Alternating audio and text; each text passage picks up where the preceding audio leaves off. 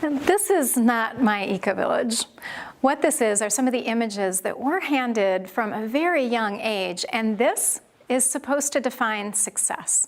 And it is profoundly materialistic and deeply unsustainable. And when you put those images together with the images that we have of what a sustainable life might look like, you get things like the stereotypical hippie image, flaky, ungrounded, and then you also get a batch of images that I think are even more damaging. And those are the ones that say that if we try to live on fewer resources, we're going to be condemning ourselves to a life of poverty, deprivation, and limited choices. And when you add all of those up together, what you get is, it's going to suck.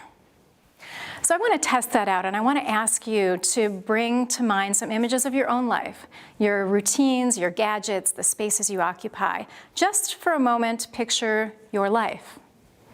And now I want you to try to picture that life lived on 10% of the resources that you're currently using. So that 10% number is really important. That's the number that the climate scientists are telling us we're going to have to get down to 10% of the current average American carbon emissions if we want to head off the worst of climate change.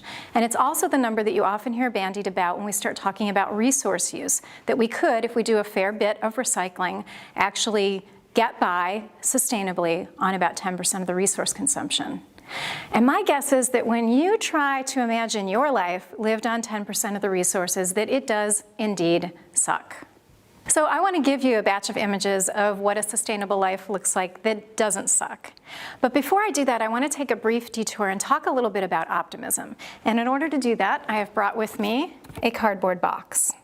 And what I want you to do is imagine with me that what is inside this cardboard box is the state of the world exactly as it is. The good, the bad, the ugly, the beautiful, if it's happening in the world right now, it's inside this box. So there's a lot of ways that we can interact with this box. So one of those ways is pessimism. And that means you put both feet firmly inside the box. You look around and you say, this is the way the world is, this is all that's ever going to be. And this doesn't give us a lot of room to have things change because you don't believe it's possible. So then another option is you can put both feet outside of the box. And I think of this as being like Pollyannism. You look around and you say, hey, it's all good, even though we know that there's all kinds of things happening inside that box that actually aren't good.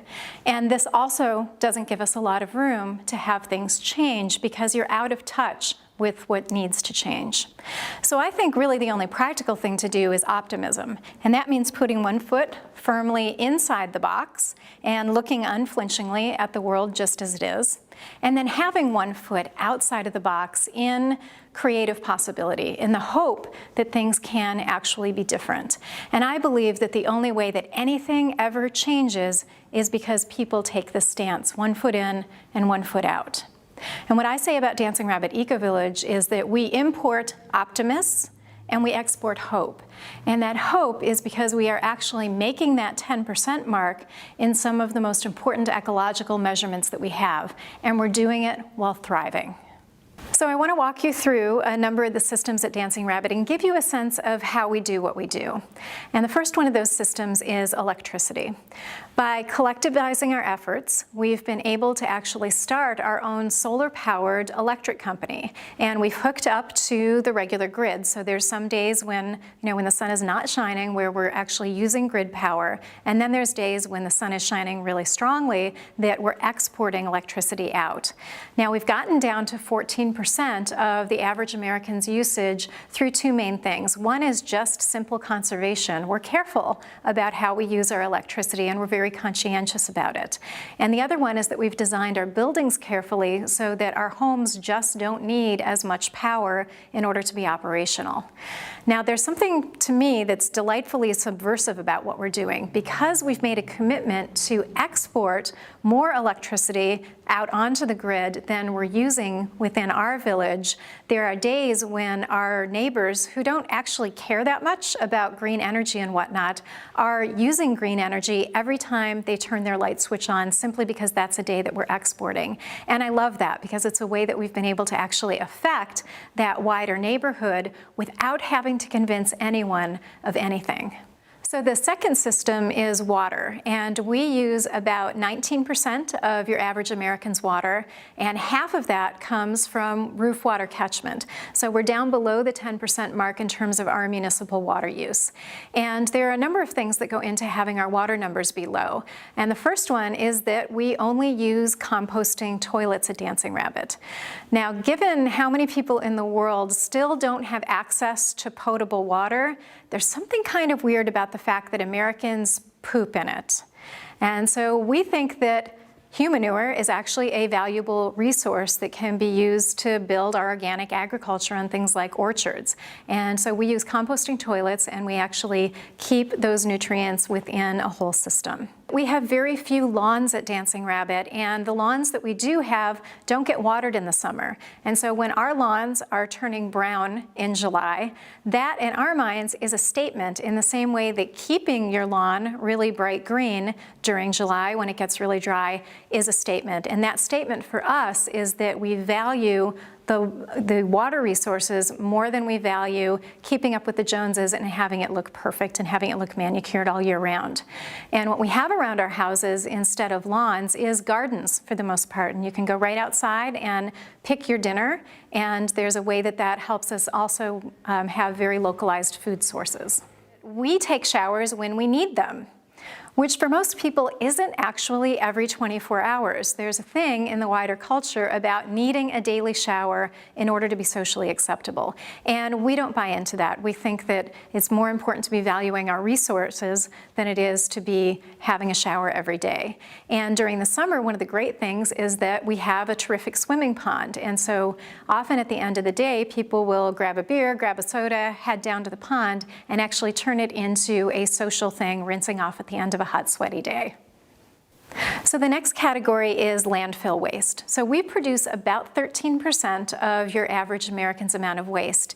And again, this is a lot about just being conscientious. We just don't bring that much packaging into our homes. And what you see in this slide, there's actually 3 parts to this bar chart. And so there's the blue, which is Dancing Rabbit, the red, which is the US, and the green, that's Seattle. And I'll come back to why I'm talking about Seattle in a little bit.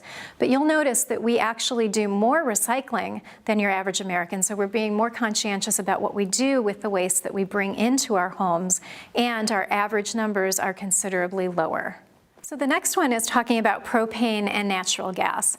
And now we're getting into the numbers that make the biggest difference for our carbon footprint. And I'm going to talk a lot more about carbon in the second half of this talk. Right now, though, the important thing is that Dancing Rabbit uses only about 5% of your average American's propane and natural gas use.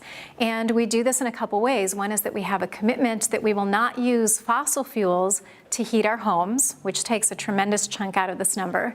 And the other one is that we've employed a lot of cooking technology that doesn't involve fossil fuels. So one of them is what you can see in this slide here. This is Cassandra, who lives at the Ecovillage with me.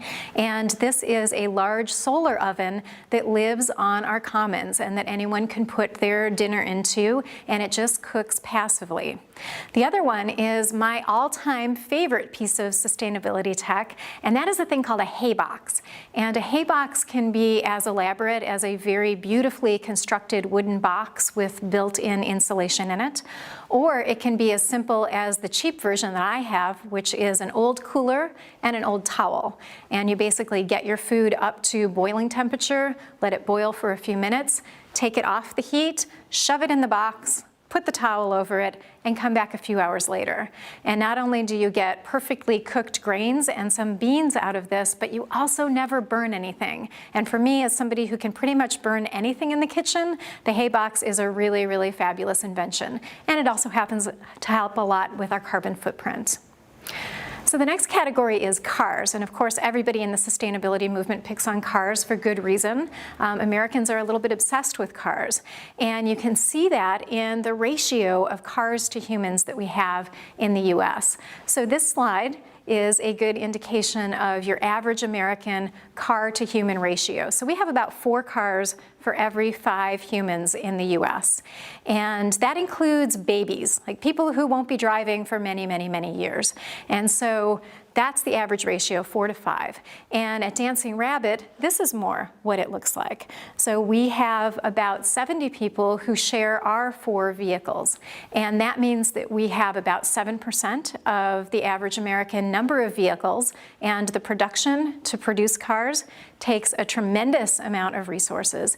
And we also only use about 6% of the fuel of your average American to power those vehicles. And we do that in a couple ways. One of them is that we don't have a commuting culture. We're working on localizing things as much as possible so that you simply don't have to drive that much. And the other one is that we do a lot of sharing. We do ride sharing, we do errands for each other. We just make sure that we are being conscientious about how much we're using our cars. And it is definitely possible to get your numbers down this low. Now, lest you think that this is just something that people living in a community can do together, there was a study that recently came out that's shown that there have been 500,000 cars not manufactured because of car sharing programs in urban environments. So many urban environments at this point have something like Zipcar that they have in the California Bay Area. And the numbers are pretty remarkable. There's actually 32 sales of cars lost for every car that goes into one of those car share programs. So this is an example of how something that started out in intentional communities has spread out into the wider culture and is actually making a tremendous impact on the ecological footprint of the whole country. Up until now, I've been able to give you very concrete numbers about Dancing Rabbit, and that's because we've had people studying us and documenting our practices. And one of the things that we figured out when we got into that documentation process was that there's a handful of categories that are very, very complicated to measure. And one of those is food. And so I'm going to give you, at this point, the principles that we use and know that it's brought down our ecological footprint, but I'm going to stop giving you Dancing Rabbit's numbers.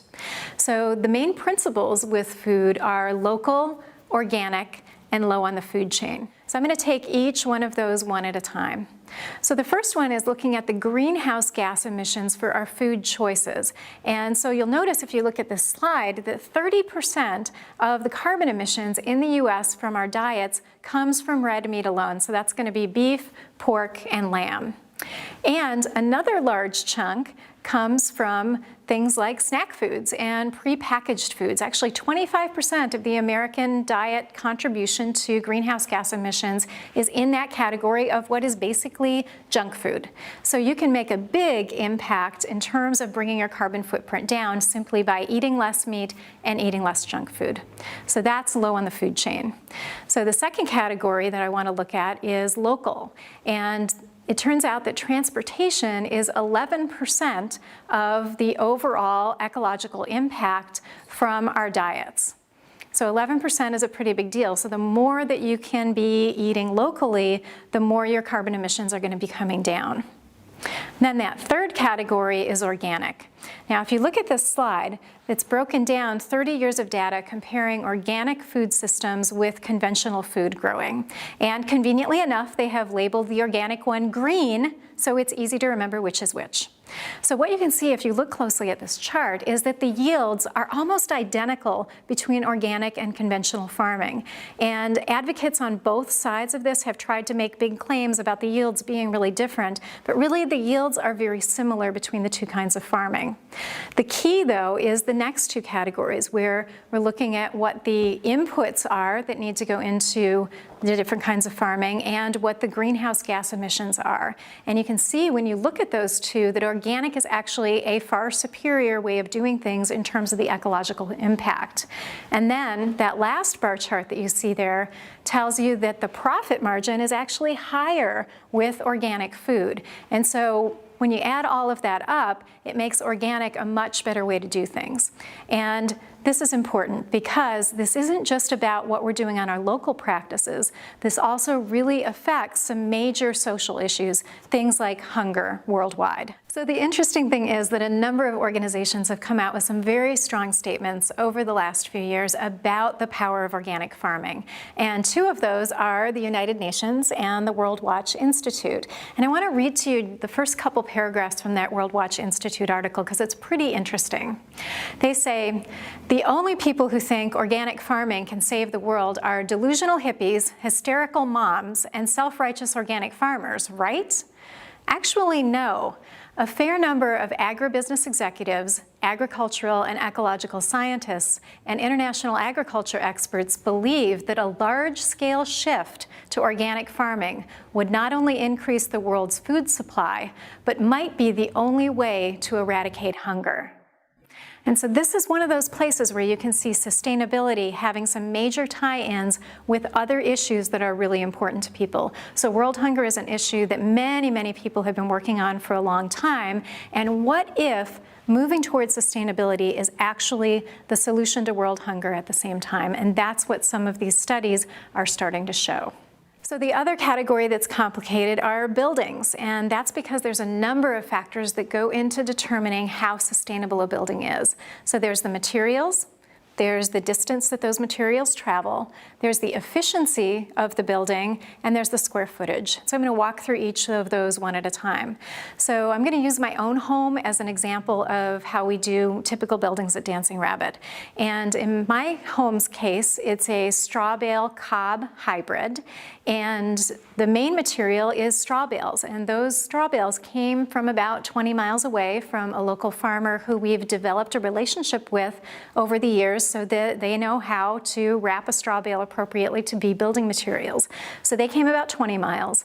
And then the big posts in my house that make up the bulk of the framing came from about 3 miles away from another intentional community, actually, that has a lot more woods on their property than Dancing Rabbit does. There's also clay in my building. So at Dancing Rabbit, we have terrific clay for doing natural building. It's not so great for farming, but it's great for natural building. And in the case of my building, we dug the clay out when we were building the foundation, and then that clay ended up about 6 months later getting mixed up with a bunch of other materials and then being put onto the walls as a natural plaster. And so that material is somewhere between 3 and 20 feet from where it rested for thousands of years before I got there to build a house. We also do a lot of very creative things with our houses, including this example of a glass mosaic.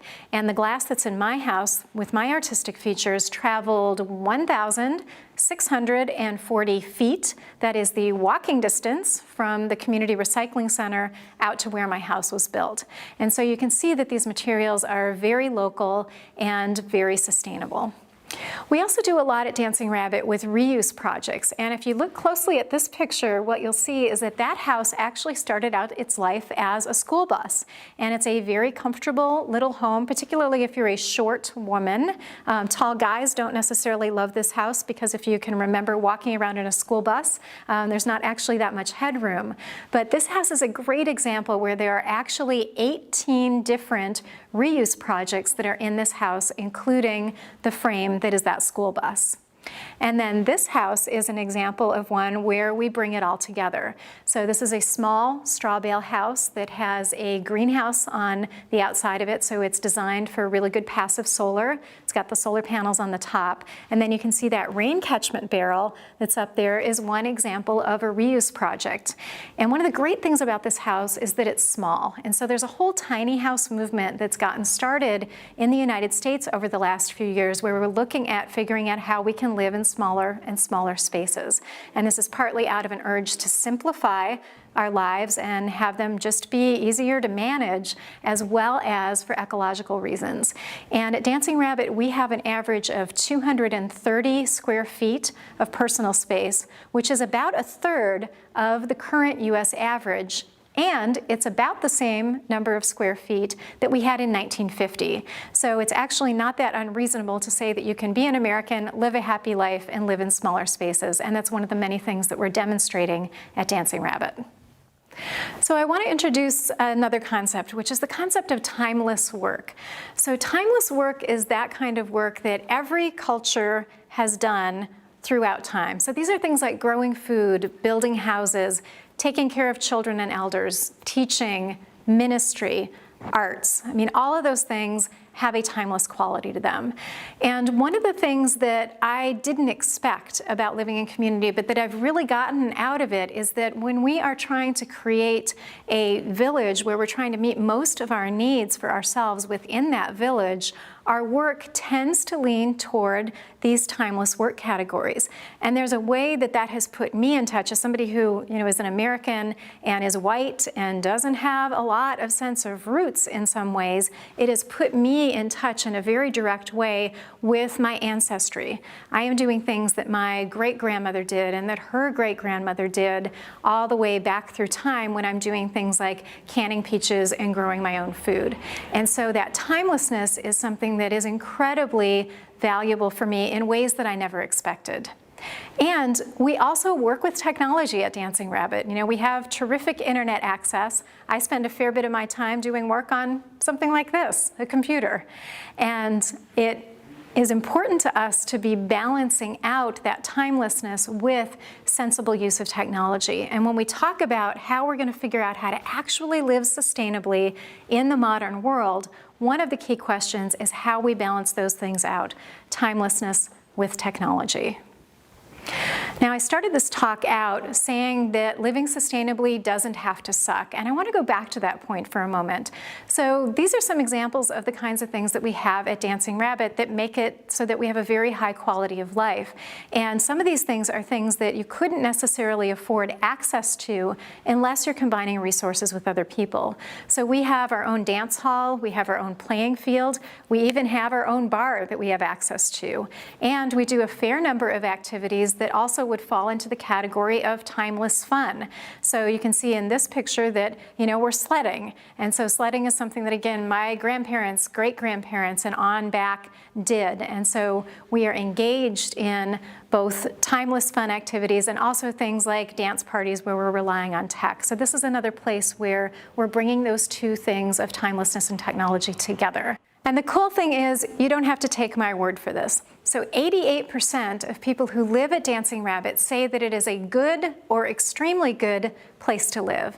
And those numbers are very, very similar to Seattle, which we talked about earlier.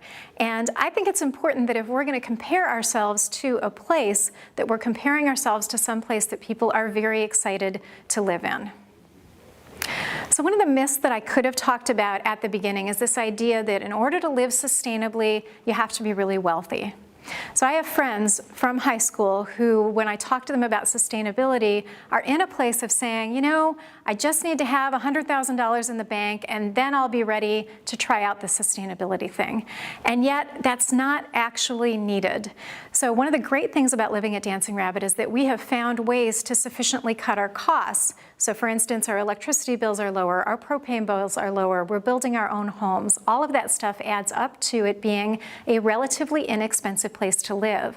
And Dancing Rabbit members, on average, are living on about a quarter of your average American's income. So we live on about $10,000 a year compared to about $43,000 a year. And one of the things that that means is that we are not needing to work 50 to 60 hours a week in order to support our lifestyle. So rabbits on average work between 15 and 20 hours a week. And what that means is that we have all this time to pursue the things that we really love and that we're really excited about, rather than going to work to make money to support a life that we don't have that much time to enjoy because we're spending so much time at work. And so there's a huge quality of life factor in this. Now, this is the equation that I use for Dancing Rabbit's life. So we're doing 10% of the resource consumption, all of the happiness, about a quarter of the income, and we're actually living our values. So this is one of those intangible but super important things in people's lives. So if you are working a job that you don't really believe in order to try to live the life that you want to live, that's not going to add up to a high quality of life. And so the fact that we are doing this in ways that are actually values aligned is a huge plus for what we're doing. And so I think that that equation adds up to a pretty awesome life. Okay, so how do we pull this off, and how applicable are these things to your life?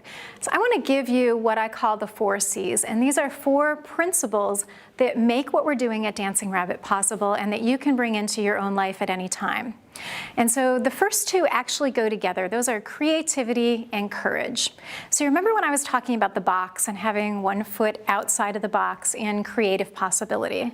Well, when you have that foot outside of the box, you are really having to just kind of make it up in terms of what your life looks like. And that requires creativity, and it also requires a high degree of courage. So we have folks at Dancing Rabbit who every year when they go home at Christmas time, their family's like, "Are you still living in that crazy place?" And we're like, yeah, we're still living in that crazy place, still doing this thing. And so there's a way that even with people that we're really close to, they don't necessarily get what we're doing, and that it takes a high degree of courage and willingness to keep showing up and saying, yes, I'm doing this because I feel like this is the right thing to do with my life over and over again. And so those two things, creativity and courage, are actually paired together. The next one is compassion.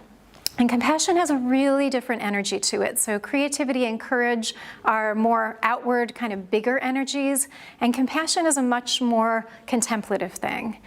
And there's a particular version of it when we're talking about sustainability that I want to highlight. So often people think about compassion being very closely aligned with empathy. So it's like walking in another person's shoes, trying to understand what it feels like to be that other person. And that is part of what I'm talking about. But there's a critical difference when it comes to sustainability, and that's this. I think what compassion really means is, can you let the fact that your decisions affect other people's lives affect your decisions? So we in the United States are living a very impactful lifestyle. The choices that we make, they are not ethically neutral. They actually matter a lot to the state of the planet. They matter a lot not only to our family and our neighbors and our country, but they matter tremendously to people living on the other side of the world that are being impacted by things like climate change already that we are contributing a lot to. So can you let the fact that your decisions are affecting others roll back and affect you in turn? That's what compassion actually means right now in terms of sustainability. Now, when you've got those three things happening, creativity, courage, and compassion, it becomes much easier to cooperate. So I call cooperation the mother of all sustainability skills. So Dancing Rabbit couldn't be doing what Dancing Rabbit does without a high degree of cooperation. So we share those cars that I talked about earlier. We also share a common house that allows people to build smaller homes because we have access to a big living room that everybody can share when you want to have parties and that kind of stuff. So sharing that common house makes a big difference to our ecological footprint. And you got to be able to cooperate if you're going to share a building like that. You've got to be able to cooperate if we're going to manage land together and make decisions together about what truly sustainable development looks like. And so cooperation is the biggest key that we have in order to really create a sustainable world. Now I'm going to move into the second half of the talk now, where I'm going to talk about climate change, but I want you to keep in the back of your mind those 4 C's, because they're going to become more and more important as I move through the rest of the talk. So this half of the talk is about climate change, and in some ways I've sort of done this talk backwards. You know, the standard advice that you get when you're a public speaker is that first of all you scare the crap out of them, and then you tell them the good news. And I sort of did that backwards because I've already told you a lot of what I think the solutions are. And now I want to talk about the problems and what we've gotten ourselves into. And I want to tell you a story. So I travel a lot for work, and I spend a fair bit of time on the train. And one of the things that I love about being on the train is that you sort of wend your way through some of the most beautiful places in the country. And often what I do on the train is I sit back, I relax, I enjoy the scenery, and I have this great opportunity to sort of connect with the natural world. And I was doing this a couple years ago on the train. And then kind of out of the blue, this thought popped through my head, and the thought was, you know, I might never see this again. It was one of those moments where the reality of climate change sort of landed in my body for me in a very visceral way, because I hadn't been to this place very often, and it was possible that I wouldn't be back again there for 7 or 8 years, and that things could look very, very different at that point. And the actual thought that followed that up was this: we have actually changed the climate. We have changed the climate. Holy shit. Because climate's a big deal. Climate is not like the weather. It's not like, honey, the weather just changed. What climate is about is the much bigger picture patterns. So climate is what has farmers know how to grow our food. It's what has builders know how to build buildings in an area so that they're actually going to work. It's what has parents know how to dress their children so that they're not going to die of hypothermia. So climate is actually a very, very big deal, and it's a very big deal that we have actually changed the climate. So I am not a scientist, and I'm not going to give you a bunch of science, but I am going to give you this one slide, because I think this is the only information that you really need to understand in order to get what we've gotten ourselves into with climate change. So this graph has two lines on it. The upper graph is the blue line, which tells you about the carbon concentrations in the atmosphere. The carbon concentrations in the atmosphere have remained between 180 parts per million. That's how scientists talk about concentrations of things in parts per million. So 180 parts per million and 300 parts per million throughout that 800,000 year history. And now we've got this spike where we're actually up above, as of 2013, up above 400 parts per million of carbon.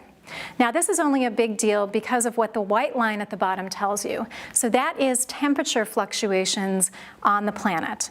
And you'll notice that they track very, very closely together. So the carbon concentrations are high, the temperature is higher. And so what this adds up to is that we are due for a pretty big spike. And what we've seen so far in planetary averages is just under 1 degree Celsius rise. What we are absolutely committed to, even if we changed all of our practices tomorrow, is a 2 degree Celsius rise. So that's what we're already on tap for.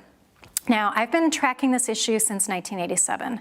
I was 17 years old when this article came out on the cover of Time magazine. And so I was really coming of age at the same time that this issue was hitting the national scene for the first time, and people outside of the scientific community started taking it seriously. And one of the things that I've noticed in that time is this thing that I call the incredible shrinking timeline. So we've actually had climate scientists since the 1800s. I didn't know that until pretty recently. And when I looked into it, one of the things that I discovered is that in the 1870s, the possibility of climate change was considered sort of a curiosity. You'll notice at the edge of the timeline with that, there's a bunch of question marks. They didn't have a sense of exactly what was going to happen, but the Industrial Revolution was just kind of getting going, and the sense was, something might happen at some point if we continue putting more greenhouse gases into the environment.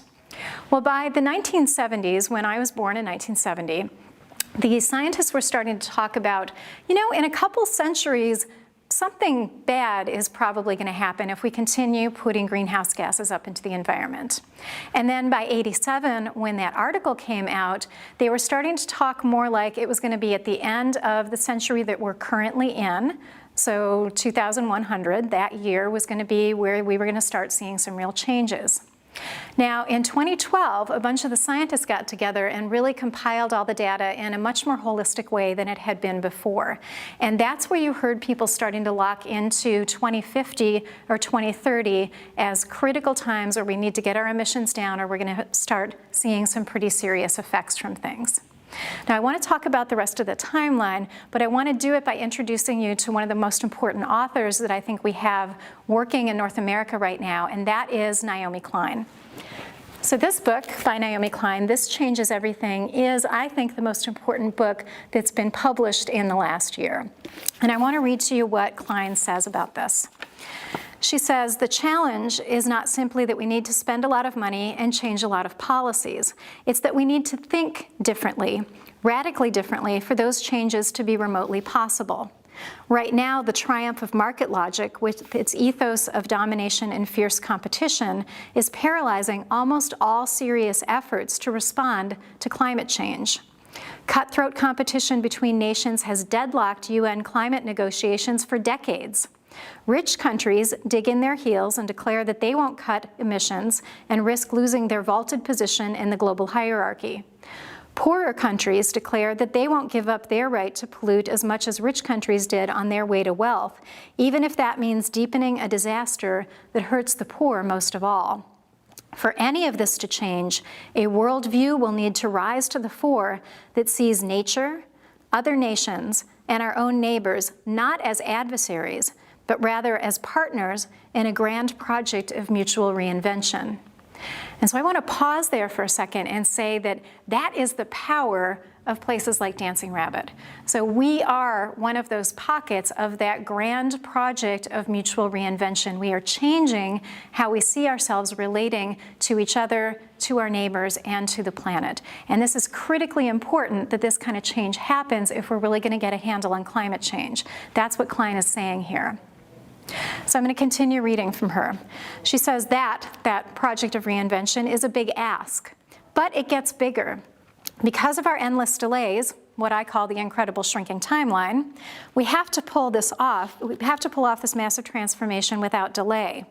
The International Energy Agency warns that if we do not get our emissions under control by a rather terrifying 2017, our fossil fuel economy will lock in extremely dangerous warming.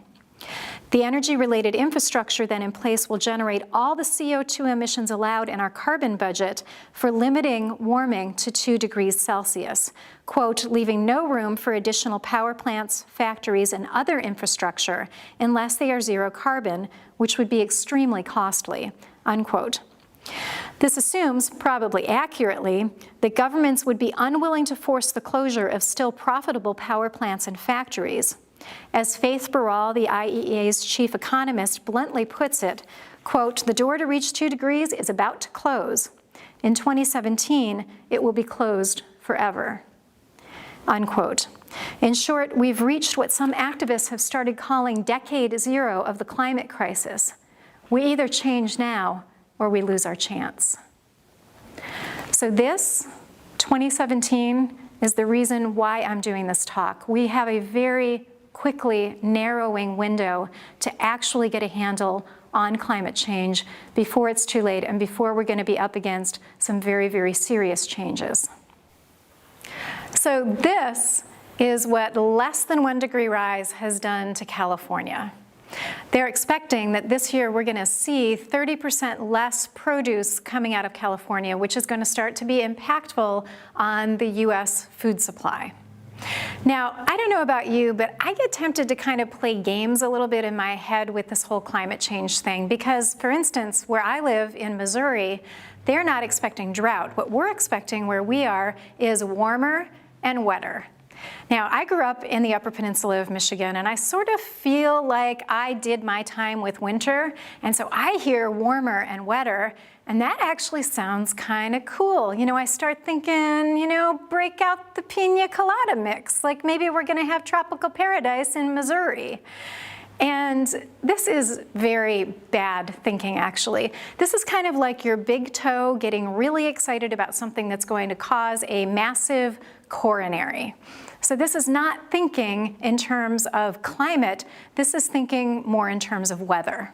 And so I want to give you a different way to think about this that isn't pina coladas, but is something that I think we can all relate to. And that is having a fever. So we all know what a living system feels like when it is running a higher temperature than it was designed to run.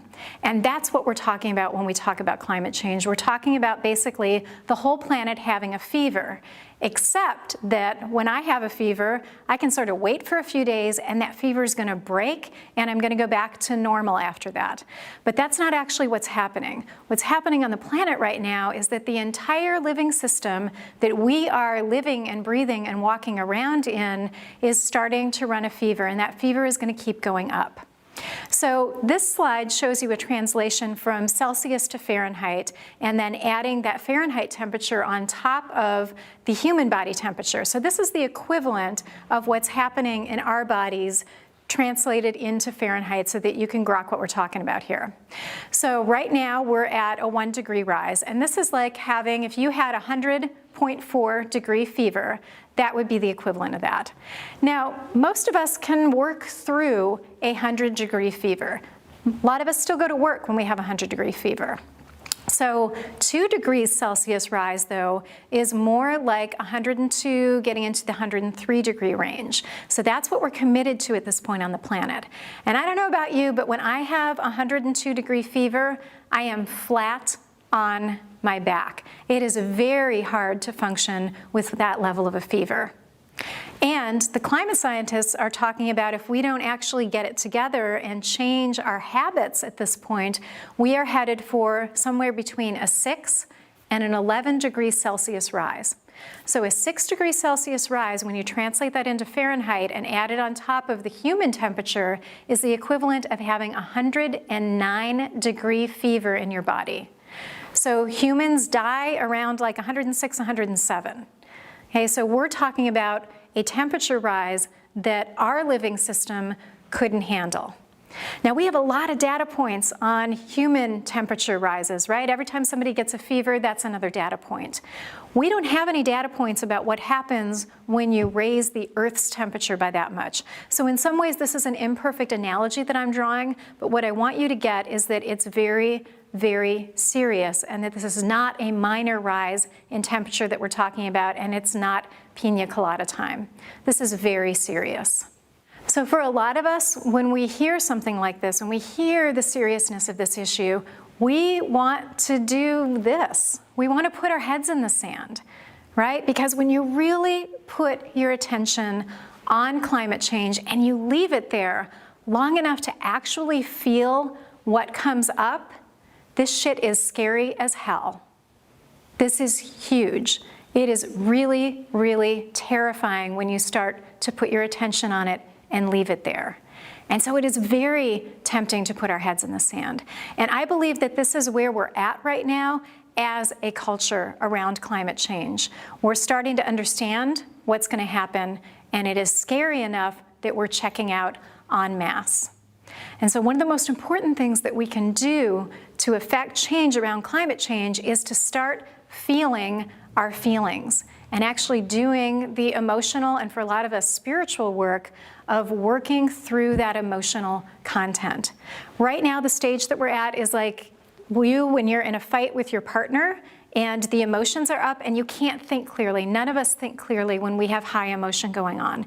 And we absolutely, positively need to be able to think clearly about this stuff. And that means we're going to have to get our heads out of the sand and actually deal with the emotional content of climate change. Now, that's not the only thing that we need to do. So Joanna Macy is one of the most important thinkers that we have in terms of what is effective activism, what creates effective social change. And Macy has articulated 3 different things that basically every really successful change movement has had these 3 things going on. So there's holding actions, which is stopping more bad things from happening. There's system change, which can be legal, it can be the kind of system we have at Dancing Rabbit, making those kinds of shifts, but somehow or another looking at the system and altering how we're doing things. And the last one is this thing called worldview change. And one worldview change is actually changing how we relate to our emotions around this stuff, but it really means shifting fundamentally how we see our relationship with the planet and with other people. And so I'm going to go through each of these one at a time. So that first category is holding actions. And in the US, some of the most important holding actions that are related to climate change right now are things like stopping the Keystone pipeline from going through. We have a temporary stay on that right now, but it seems like that's going to continue to be a fight. So stopping tar sands and the Keystone pipeline is one of them. There are also a lot of coastal communities that are fighting battles around stopping coal shipping from going into their areas. So there's new ports being proposed in a number of places around North America, and so stopping those things from going into place is going to continue to slow down or not allow to speed up the amount of coal that's being consumed in North America. So those are examples of holding actions. Now, I want you to look really closely at the slides that I picked out for this, and I want to be clear that I didn't cherry pick the only slides online where you could see this. But one of the things that I notice when I look at these pictures is how many people of color there are in these slides. So the most effective holding actions that have been happening worldwide for a long time, like over a decade, have actually been Indigenous people and people of color. And there's this myth out there that we have in the liberal white community that environmentalism, that sustainability activism, whatever you want to call this thing that we're engaged in, that that is a middle-class white activity. And that is absolutely wrong. And I think that we need to be willing to give credit where credit is due, because if it wasn't for communities of color around the world, we would be well over that 2°C mark at this point. So really, in a lot of ways, communities of color have been saving our asses for a long time.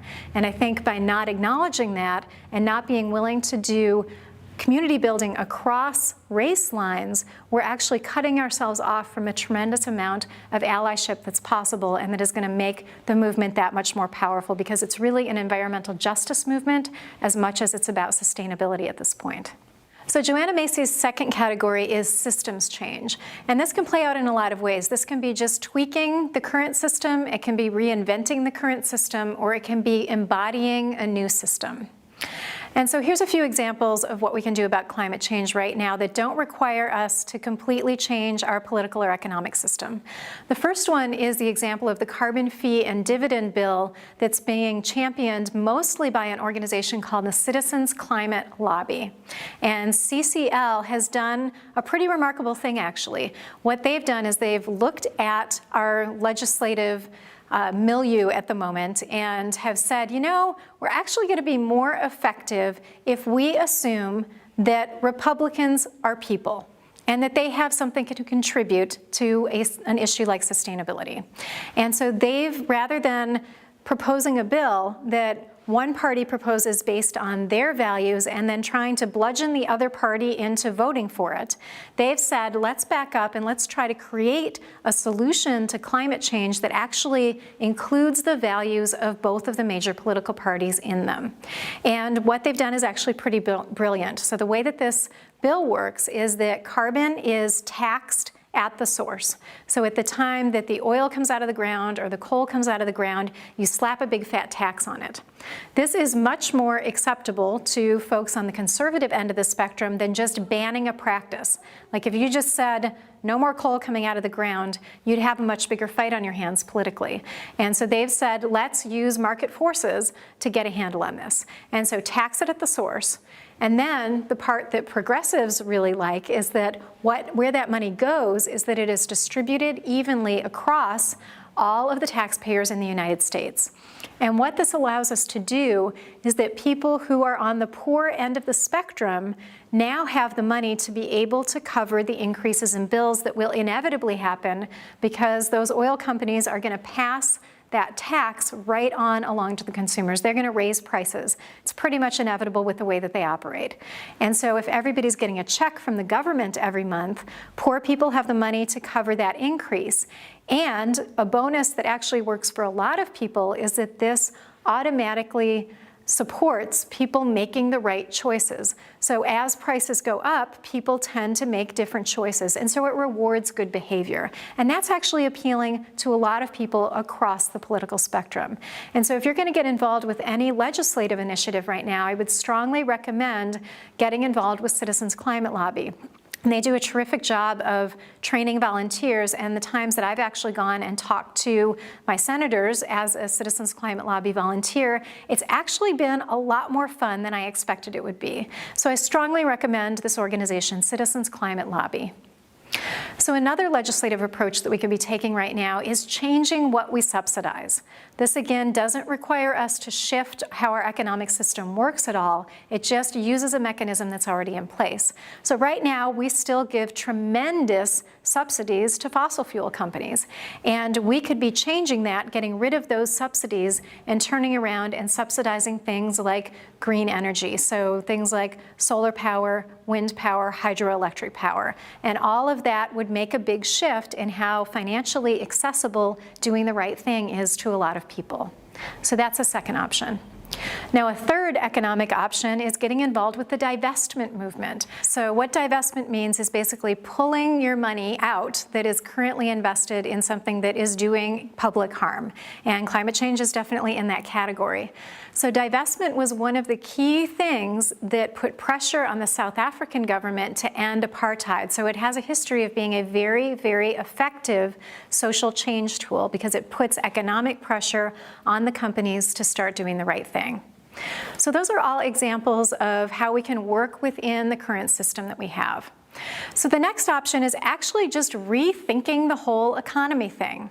So right now, our economy has two distinct purposes to it. One of them is the obvious one. You know, the economy moves goods and services around. It helps people get their needs met. So we're all tuned into that part. But the other purpose of our economy is actually the accrual of wealth or the accrual of capital. So it's called capitalism, and it's about really concentrating wealth and concentrating capital to some extent. That's how the system works. And so we could be rethinking that part of the purpose of the economy. It could be that we could be investing more in the commons. We could be investing more in the public good and stepping back from the kind of things that Naomi Klein describes in This Changes Everything, where capitalism has really been allowed to run the show and run our values for a long time. So the key question here is not just what the purpose of the economy is, but what the values are that our economy is driven by. So I want to be really clear that this accumulation of wealth things happens at very different scales. So at one end of the scales, we have the Koch brothers. So we have people who have accumulated so much wealth that it has translated into tremendous impact on the state of our democracy, tremendous influence in our political system, and that is the extreme version of the accumulation of wealth. That is when capitalism is doing its job really, really well and has accumulated a whole bunch in the hands of a very small number of people. Now, there's also a version of it that it's a lot closer to home for all of us, and that is that the accumulation of wealth has come to be almost synonymous with security. So a lot of us work our entire lives in order to create a nugget of money that we think of as being security for ourselves. And that security is one of the things that we could be looking at redefining. And it's one of the things that we're redefining at places like Dancing Rabbit. So where I live, security, it's not separate from money entirely, but real security for me is being able to grow my own food. It's knowing my neighbors. It's having a direct relationship with the land that supports me. And so that version of security is relational, and it's cooperative, and it's direct. It is directly plugged into our relationship with the planet. And the planet is actually the source of all of the wealth. All of the resources that created all of the wealth on the planet right now have come from what you can think of as the collective commons. They've come from the planet in the first place. And yet our economic system has disconnected us from that. And so one of the things that I'm suggesting when we talk about rethinking the economy is reconnecting those things, tying wealth to the commons, tying benefit to the public good. And so if we're going to have profit, having it flow back to the public good rather than accumulating in the hands of a small number of people. There's also another piece about rethinking the economy, and that's about rethinking how we measure things. So right now, the gross domestic product is all about how much money is flowing around. And so when you get something like an oil spill, that's actually great for the GDP because companies come in, there's a lot of cleanup work that needs to happen, a whole bunch of money flies around. And yet we know that oil spills are not a public good. And yet when you look at the gross domestic product, which is how we measure the health of our culture in this country, it is benefiting from things that are actually deeply non-beneficial to people at large and to the planet. And so there are different ways that we could be measuring these things. There's a country called Bhutan that measures, rather than gross domestic product, measures gross national happiness.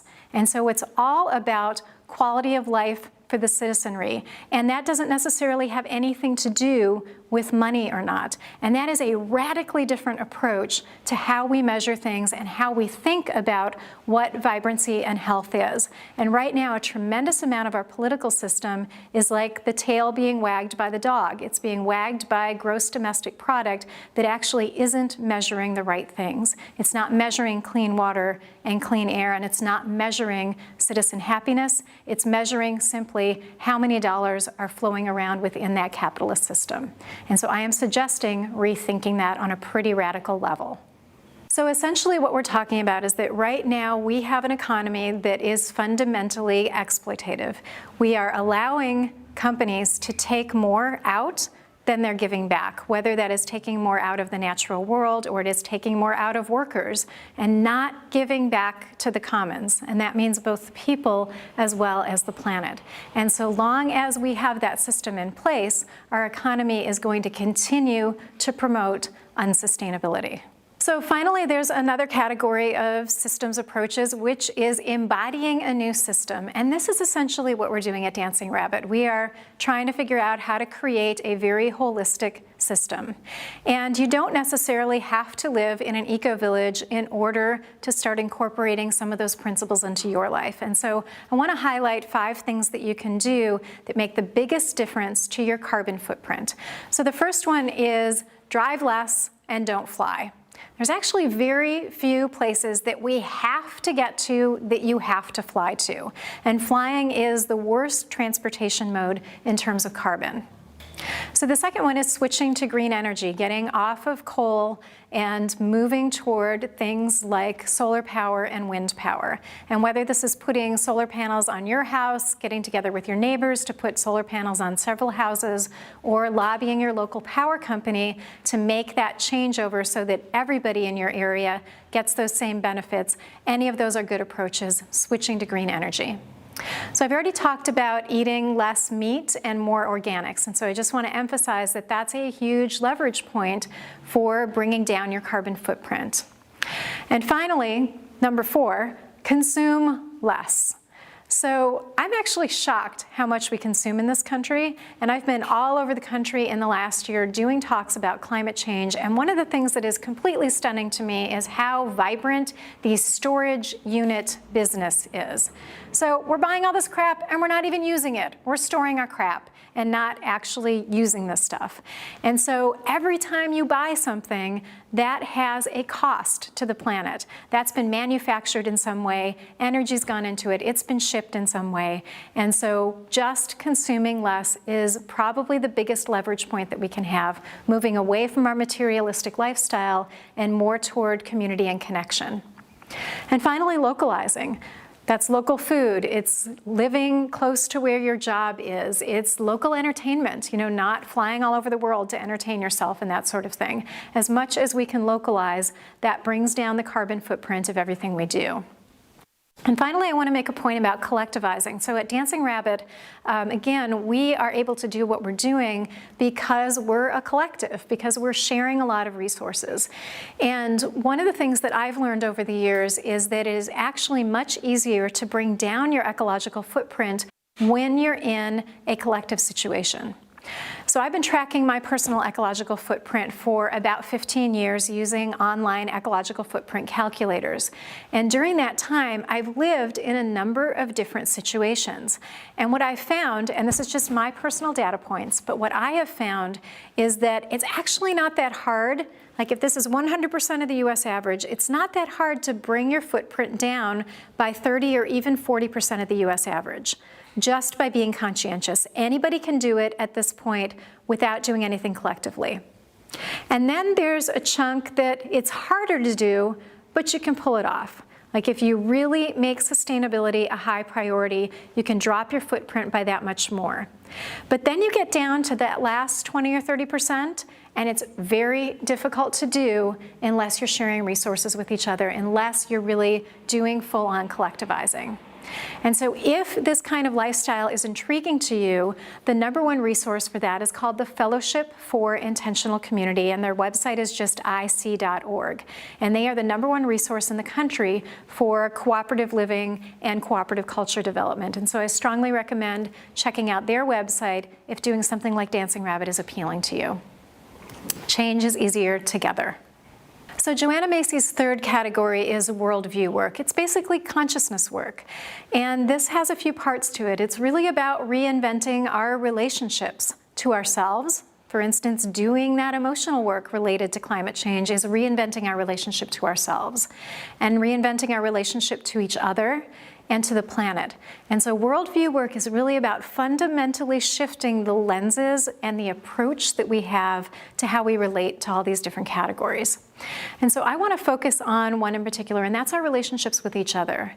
So I really believe this, that we only act on behalf of what we love.